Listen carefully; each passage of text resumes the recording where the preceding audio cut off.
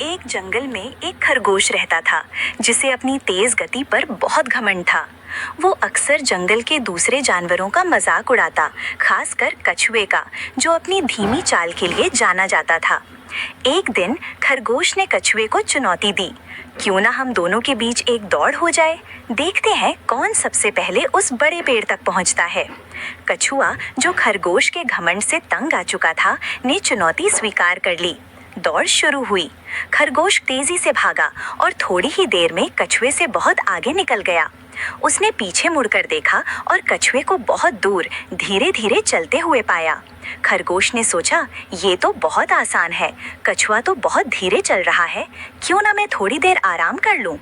ये सोचकर वो एक पेड़ के नीचे बैठ गया और जल्द ही उसे नींद आ गई।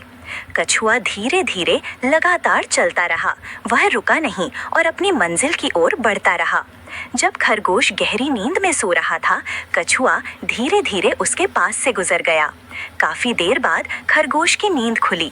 उसने देखा कि सूरज काफी ऊपर चढ़ चुका है। उसे दौड़ याद आई और वह तेजी से पेड़ की ओर भागा। जब वह पेड़ के पास पहुंचा तो उसने देखा कि कछुआ पहले से ही वहां बैठा है और मुस्कुरा रहा है। खरगोश हैरान रह गया, उसे अपनी आंखों पर विश्वास नहीं हुआ। कछुआ, जो इतना धीमा था, उससे पहले कैसे पहुंच गया?